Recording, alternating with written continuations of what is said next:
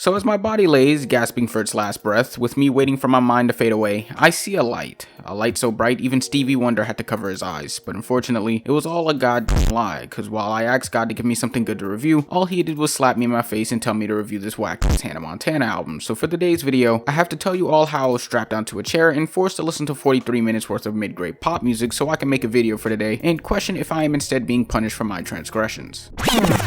Alright, so when going through this album, if I had to say anything, and I mean anything at all, it'd be that some of these songs would go great for a Target commercial, but would be absolute torture for the average retail worker. And I mean, it's not like Miley is a bad singer or anything, because I think the repetitive chorus has basically proved that's not true, but it's that the songwriting on this album feels so generic. Like, there's nothing here that actually breaks any boundaries within a mainstream scene, only just making cookie cutter breakup music for 16-year-old white girls on TikTok to dance to, and even in that case it still feels off, because she bounces around the whole independent woman shtick, that's fine, but then she bounces around the whole I miss you stick and the whole lol I'm so crazy stick. That honestly bores me more than it actually appeals to me. But I don't know, maybe I gotta be a teenager again to understand. But aside from that, as stated before, some of these songs do feel a bit repetitive, kind of just piggybacking off the same flow and energy, seeming to test the waters of which song could be the catchiest for the radio. I don't know, maybe it's just me, but when I sit through and listen to the songs Island, Jaded, and Rose Colored Lenses, it all just feels like I'm listening to the same song. But if I had to give some positives on this album, I say that, as stated before, Miley's singing was pretty nice. I mean, it was proven before on Disney Channel that she had a knack for it, but it's good to see it be fully utilized across this album. But as for the production, it's kind of like the songwriting, in which it just bounces all over the place, except I would say on a different extent, because throughout this album we are thrown between pop rock, electronic pop, and synth pop, but was it all unfortunately sounding the same to me, or at least just not very appealing to me. I mean, the vocal mixing was pretty good for the majority. I think the only track that has any concern would be Handstand. That seems like a major sore thumb on this album, going for the wavy, synth heavy electronic sound for Miley to throw in some echoing vocals that could have worked if the lyrics didn't sound like a bunch of nonsense and they didn't try to go all experimental halfway through. But aside from that, when taking a look at the pop rock side in the beginning half of this album, I think if there's one thing I did like, it was the guitar. I think it complemented pretty well with the other instruments and the vocals especially, mainly taking over when Miley needed to go 3000 decibels for the chorus. And there were two featuring artists on this album, those being Brandi Carlile and Sia, with neither one of them actually having verses, but Brandi looking to have some production work on the track 1000 Miles, in which I have no strong thoughts on, and Sia doing background vocals on Muddy Feet, which was cool but didn't really elevate the song anymore. But overall, this album is about as good as Macy's marketing can make it. It's nothing crazy or spectacular, it's sounding about as good as the average mid-grade pop album can be. It's repetitive, it's bland, and the songwriting seems just so boring. So to put this on the scale, I'm giving this a strong 4 out of 10, being something that will definitely be trending on teenage TikTok in the upcoming days. But how do you guys feel about Miley Cyrus's latest album? What would you rate it? Let me know in the comments, like and subscribe, and follow my IG and Twitter, and follow Chocolate on Instagram for more illustrations. And on that note,